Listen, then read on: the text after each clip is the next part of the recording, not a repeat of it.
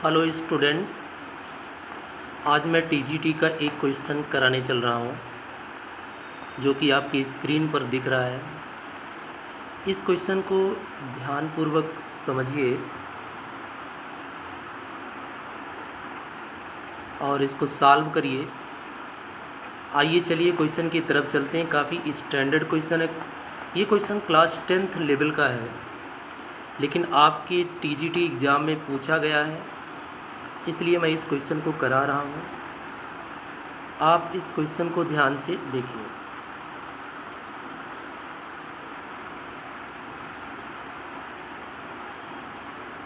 Question है कि root of the equation x square plus minus 2 tan x minus 1 equal to 0।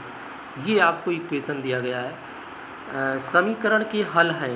इस equation के हल को आपको बताना है कि इक्वल है, कि रियल है, कि इंटीजर है, कि नॉन ऑफ दीज है। देखिए, जब भी क्वाड्रेटिक इक्वेशन का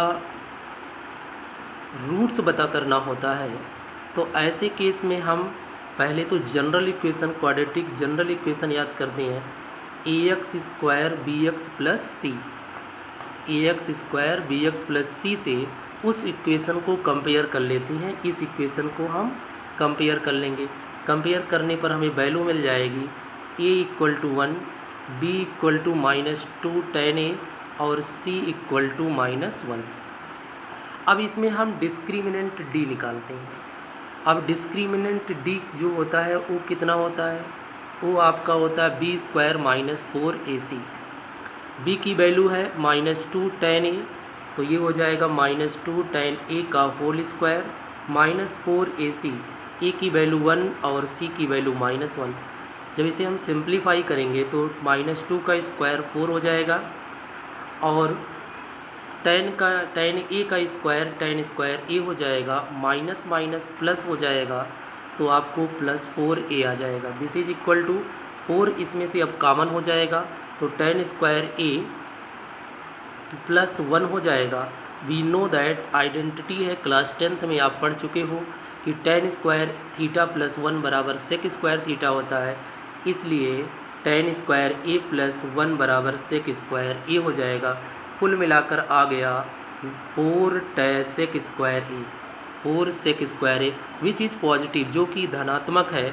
अब इसका मतलब ये हुआ, अगर ये वैल्यू पूरी तरह से पॉजिटिव आ गई, अगर ये 0 आया होता तो रियल एंड इक्वल होता। अगर ये पॉजिटिव आया है तो रियल होगा। ऑप्शन नंबर बी करेक्ट होगा। अब इंटीजर का सवाल नहीं होता है, नॉन ऑफ दीज का सवाल नहीं होता है, केवल आपको ऑप्शन नंबर बी सही हो जाएगा। ऑप्शन बी इसलिए सही है क्योंकि ये वैल्यू क्या आई हुई है? पॉजिटिव आई है। इसके पॉजिटिव आने के कारण ऑप्शन सी सही है। एक क्वेश्चन और टीजीटी में पूछा गया है, इसको भी मैं आपको करवा दे रहा हूँ।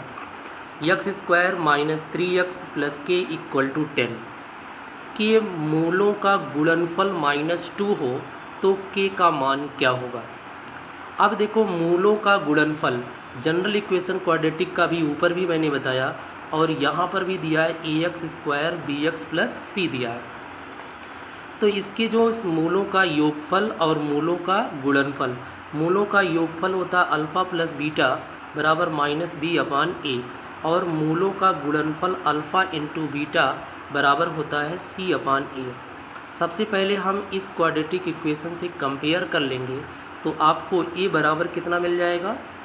a बराबर 1 मिल जाएगा, b बराबर माइनस 3 मिल जाएगा, k बराबर c बराबर कि जब 10 आपका ये 10 इस साइड जाएगा तो माइनस हो जाएगा, तो c बराबर k माइनस 10 मिल जाएगा।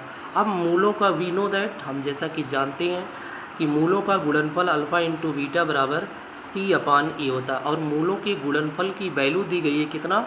माइनस 2। तो c की वैल्यू निकाल चुके हो, k माइनस 10, c की value k minus 10 upon a की वैल्यू है 1 upon 1 equal to minus 2, k minus 10 equal to minus 1, k बराबर 10 उस साइड जाएगा तो प्लस हो जाएगा, k इक्वल टू 2 प्लस 10 हो जाएगा, 10 में से 2 गया 8 आ जाएगा। इस प्रकार से ये दो क्वेश्चन आपके टीजीटी और पीजीटी के आपके सामने थे। ऐसे क्वेश्चन पीजीटी में तो नहीं पूछे जाते हैं, लेकिन टीजीटी में ये क्वेश्चन पूछे जाते हैं, ये आपका स्टैंडर्ड लेवल थोड़ा सा कम होता है। ऐसे क्वेश्चनों को ट्रिकी मेथड से भी सॉल्व कर सकते हैं, लेकिन हम आपको इस डिटेल मेथड से बता दिए। ऐसे ही करते रहिए। Thank you. आपको इसी प्रकार के वीडियो मिलते रहेंगे।